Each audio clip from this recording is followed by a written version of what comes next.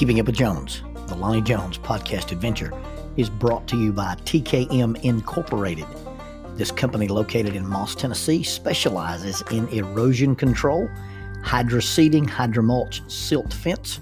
They do minor excavation work, and they also provide traffic control and construction signs. Their mission is keeping people safe. Their passion is wishing that all men could be saved. TKM stands for The King's Men.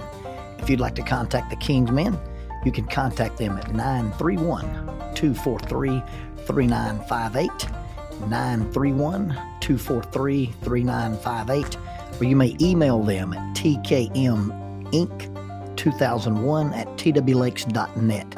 That is tkminc2001@twlakes.net. The King's Men, in partnership with Keeping Up with Jones, the Lonnie Jones podcast adventure.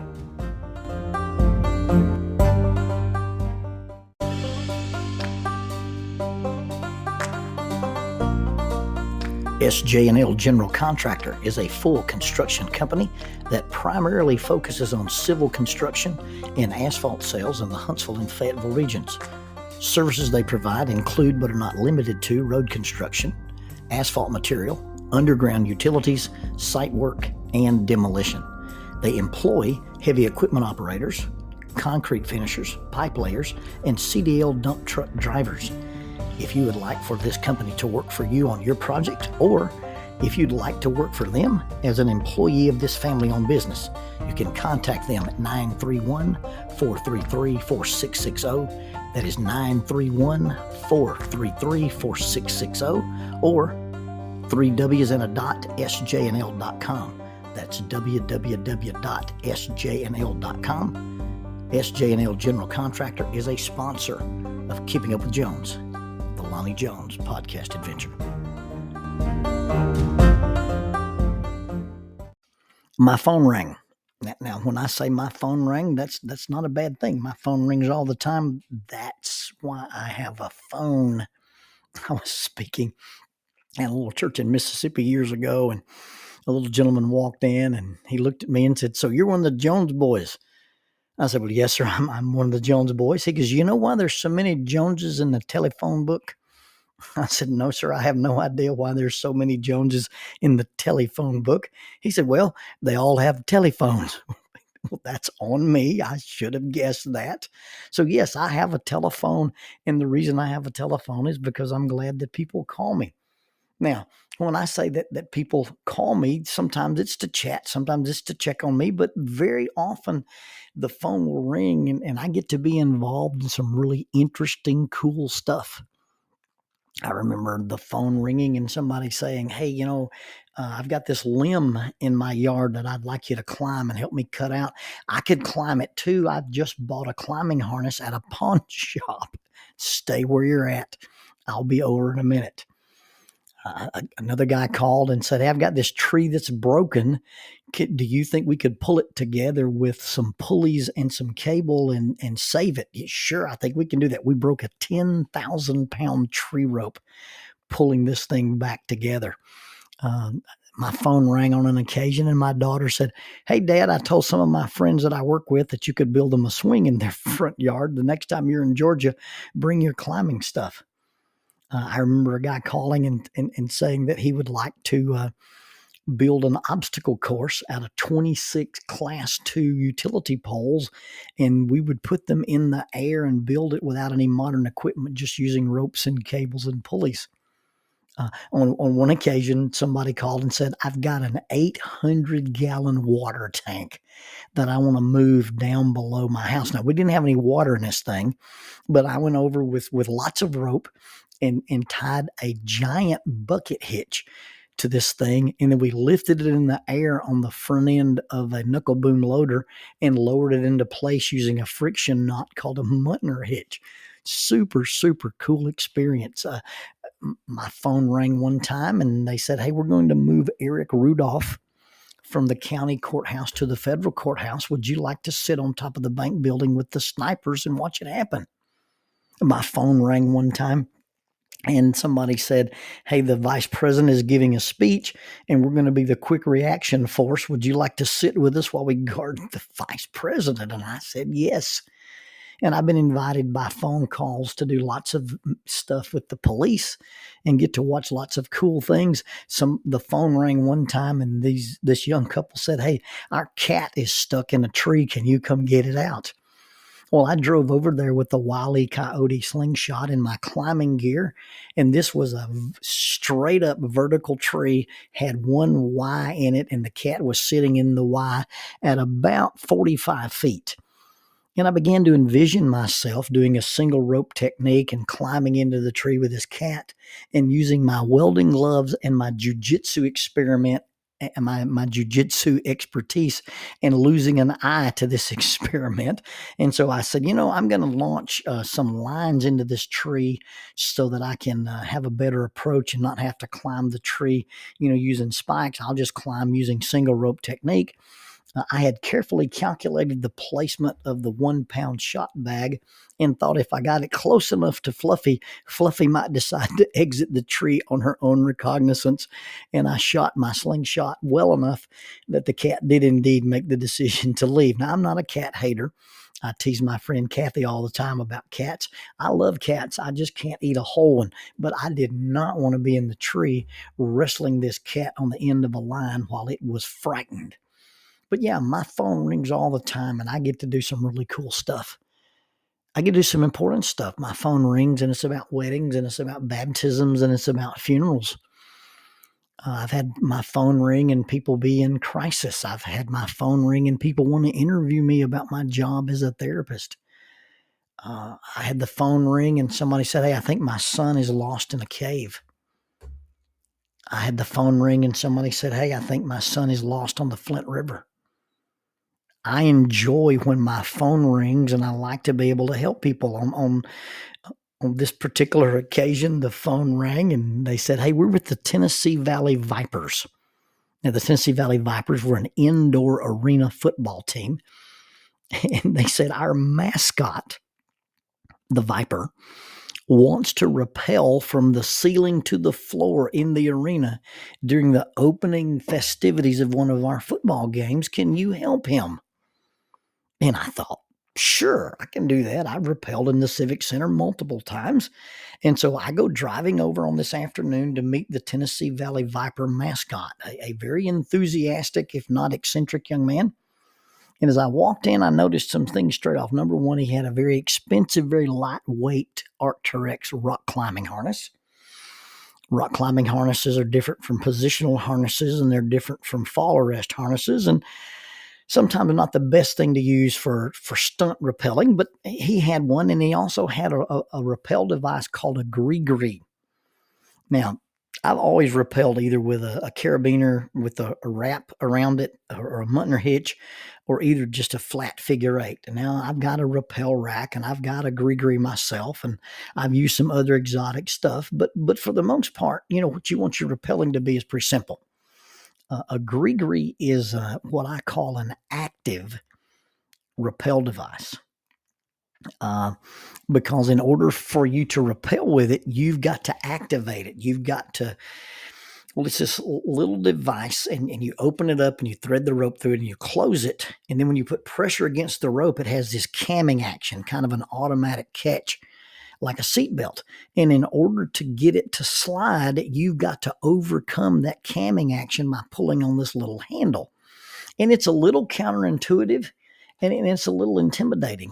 When we used to build the giant swings for the ropes courses, one of the things that we would do, we take people up into the air by pulling them into the air on the swing, and then you've got to pull this device. It's a halyard splice or a little halyard release, and people would get up in the air and not have the strength, quote unquote, to pull that little device, and we'd lose a lot of programming time because frightened people can't always make those commitment moves. So we started building our giant swings without this mechanical device, and we would just use a piece of webbing wrapped around two carabiners that you hold in place, and if you let go, you're gone. It'll turn you loose. So it was easier to let people swing away. Well, if you're rappelling and you've got to overcome this camming action of this rappel device, and you're not 100% comfortable, it can be a mess. And so I looked at this rappel device on this young guy's harness, and as we were walking up the stairs to go up into the catwalk and practice our stuff, I asked him, I said, have you rappelled before? Yeah, I've rappelled before. Well, have you ever rappelled like out of a tower or out of a helicopter or off of a bridge or off of anything that has a sense of exposure? And he had not. And so I knew that we might be in for a little bit of a problem. So we get up onto the catwalk, and I get up on top of the rail, and then I don't climb around on the rail like a flying squirrel. I've got safety lines and places to clip off to. Well, I set our rappel line up so that he doesn't have to do anything fancy. All he's got to do is clip in and slide off. Well, he starts to lean over the edge, and it's probably only about 60 feet to the floor when you're standing at the top of the Civic Center, but you're just standing on a piece of metal, and the world kind of falls away from you, and that sense of exposure can be super intimidating. And so this guy is leaning out, and he's taking the little handle on the Gri-gris, and you take it from the 9 o'clock position and you move it over to the 3 o'clock position. And when it gets in a 3 o'clock position, you've really got to give it some juice to break that cam apart so that it'll slide the rope. And he just can't do it. He just, I can't do this. This is stuck. There's something wrong. Nothing wrong with it. It's not stuck. He just can't do it. He's a little bit intimidated, and I understand that. I'm not making fun of him. Now, his 8-year-old son is down on the floor in the middle of the arena yelling, "Come on, Daddy, you can do it." And Daddy can't do it. Well, eventually we've got eye contact, and we're talking to him, and he makes the supreme effort, and he moves the handle, and he breaks the camming action open, and the rope slides. Now, if you're hanging onto a rope, or a rope's hanging onto you, and it moves an inch, you feel like it moved a foot. And so this might as well have been the floor of the Tower of Terror dropping out from under this guy, because when he broke that cam and that rope slid a little bit, it had the same effect if you'd taken a cat and passed it like a football at a screen door. And when that cat hit that screen door with all 20 claws attached to it, that's what this guy was. He was spread eagle out onto the side of the catwalk in the Civic Center, both his hands and both his feet wrapped around the railing, and I'm not sure he didn't have a piece of railing in his mouth. Well, I knew then this was going to be a long afternoon getting this guy to rappel. So we began to talk about what we needed to do to fix this situation. And then I realized that he's not just going to rappel. He's going to rappel out of the rafters of the Civic Center dressed in this fuzzy Viper suit. And now he's got this piece of equipment that he really doesn't use well, and he's going to be trying to manipulate it while dressed like a fuzzy cobra. Also found out that there are 4 guys from the county SWAT team who are going to rappel with him. And so now I've got 5 guys, 4 of them are competent, 1 guy may or may not be, and I realize I'm going to need some help. So we made arrangements for the county guys to meet us, and also made arrangements for my dear friend Troy Farmer to come help us. As I began to explain the idea of the stunt to Troy said, "So what you're telling me is we're going to lower a Muppet into the Civic Center arena." Well, I wouldn't have been that harsh, but yeah, that's what it boils down to. A guy in a fuzzy cobra suit, looks like a green Muppet, and we're going to drop him into the middle of the arena. So we get everybody together on the next day. We take 2 ropes, and we double them on the rafters so that I've got 4 lines hanging down. That's 1 line for each of the county guys, and then I've got a separate line for the Cobra, the separate line for the Viper's mascot. Now, while we're getting ready to do all this, the Viper girls wander out onto the floor. Now, Troy is single and obsessed with all things attractive and female, and so my immediate concern is he's going to jump to his death when he sees these Viper girls. So I yelled to somebody grab Troy. Don't let him go over the edge. Now, when I call these girls the Viper girls, I just simply mean they're the Viper girls. They're the girls who do the cheering and the dance routines for the Tennessee Valley Vipers.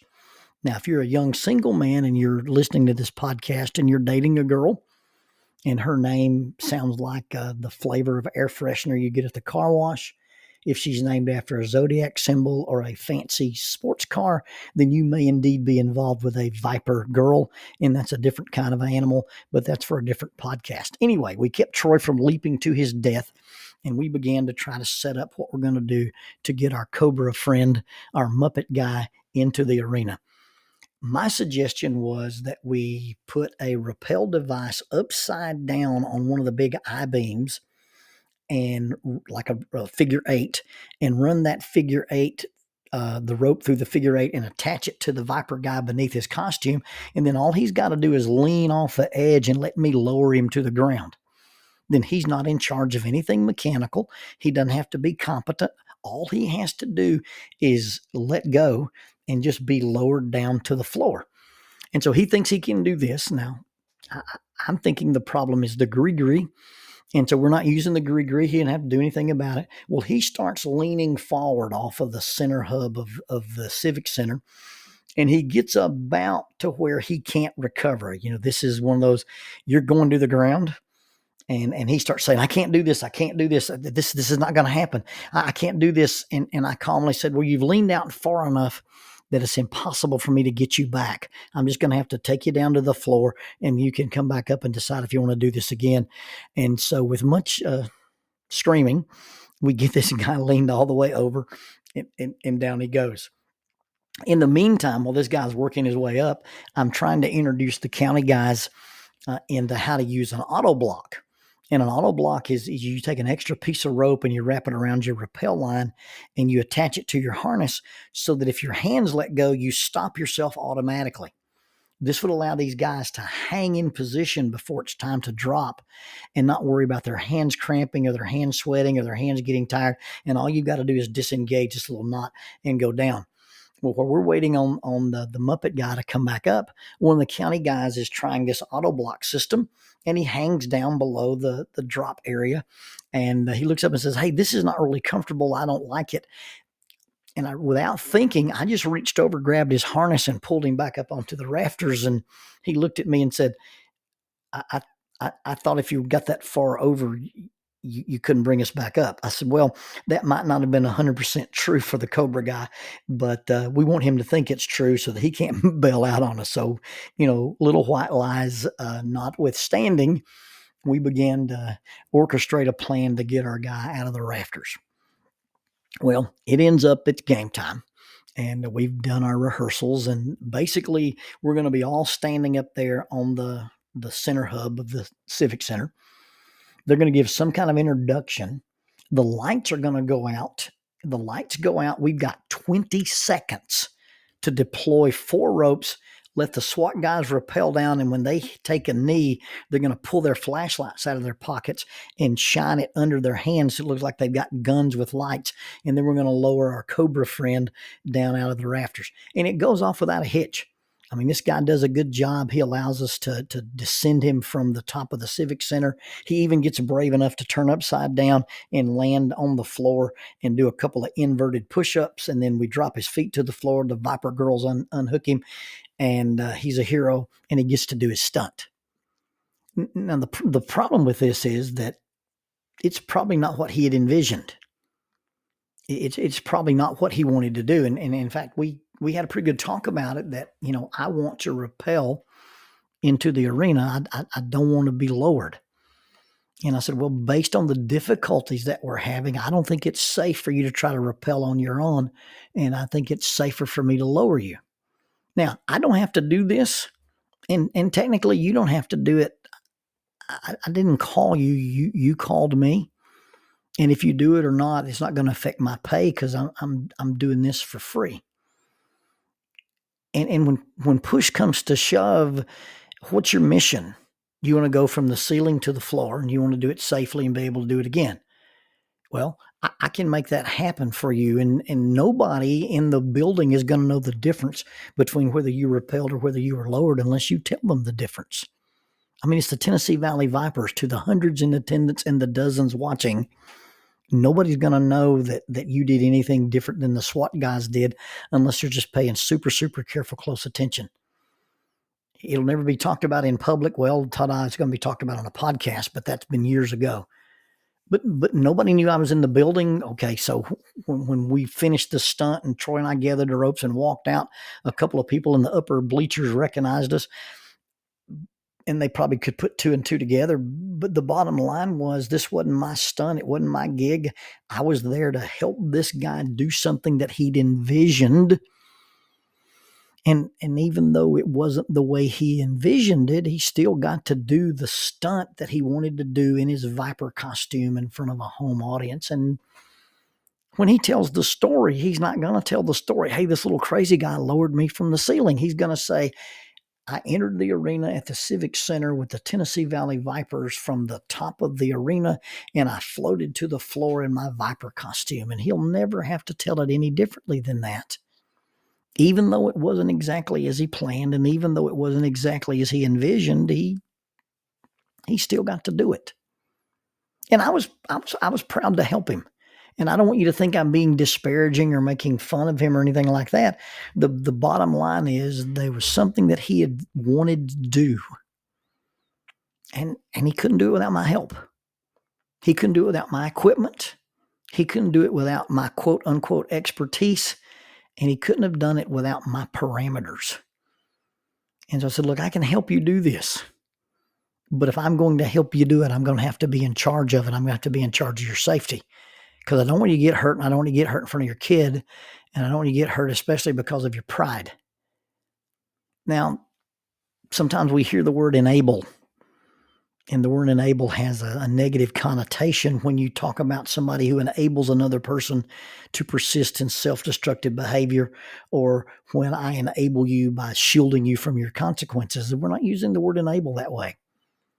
Literally, we gave this guy the ability to do something he had envisioned doing. Even though he didn't do it exactly as he envisioned it, he still got to do the stunt. He still got to make this grand entrance into the Civic Center. We empowered him. And empowerment is the idea that I can give you the freedom and the power to do what you want to do, or to control what happens to you based on giving you access to my skills, my knowledge, my expertise, or my equipment, or my resources. And that's what we did. We enabled in the positive sense of the word, and we empowered in the positive sense of the word the Muppet, as Troy would say, to make his entrance into the Civic Center. And I guess, we could spend some time talking about enabling, and we could talk some time about empowering, and we could talk about how important it is for you to use your resources to bring people to the next level or to give people an opportunity. But I'd like to go a different direction. You see, I enjoy when my phone rings. And I enjoy that list of things that I can say that I've been called to help, or to participate, or to be with people, to do those things with them, whether it involves things using my rope gear, whether it involves things using my artwork, whether it involves things using my counseling abilities. I like the fact that people call me and I can help them, I can empower them, and I can enable them. The confession I have to make is it's very difficult for me to make that same phone call. Oh, I don't mind calling somebody who's a professional and paying them to do the job. I don't mind calling somebody who has a skill set, or has the resources, or has the equipment, and me say, look, I'll pay you to do this. I have no problem with that. But I do struggle. And I'm surrounded by competent people. I'm surrounded by people who are electrical geniuses, who are mechanical geniuses, who are engineering geniuses, who are mathematical and financial geniuses, jiu-jitsu geniuses. And for whatever reason, I have trouble calling and saying, hey, look, I'm trying to do this. Can you help me? And I don't know if I don't want to inconvenience people. I don't know if it's that I feel inadequate. I don't know that if I'm embarrassed. I don't know if it's that I don't want to give up the control of turning my project into their project. But as much as I enjoy having my phone ring, I do find it difficult sometimes to ring other people's phones. And I guess the point I'd like to make here is, fuzzy mascot Muppets notwithstanding, if there's something that you wish you could do, or there's something you're trying to accomplish, or there's something that you're trying to learn or master or become competent at, and you're not taking advantage of the people that you could call, you're cheating yourself, and you're probably cheating them. You're robbing yourself of a blessing, and you're robbing them of the opportunity to bless you and to be blessed themselves by sharing that thing that they're good at, that thing that they have possession of, or that thing that they're competent in. And if there's something that you wish you could accomplish and you're not accomplishing it, the first place I would look and say, who do I know who can help me? And why haven't I called them? Because as rewarding as it is to have your phone ring, it is also rewarding and is also beneficial, and it's also a blessing to ring somebody else's phone. So if there's something you need, if there's something you'd like to master, if there's a vision you have for something you'd like to accomplish, I challenge you. Think about the resource people you have in your lives, and don't be ashamed. Don't be afraid, and don't hesitate to make their phone ring.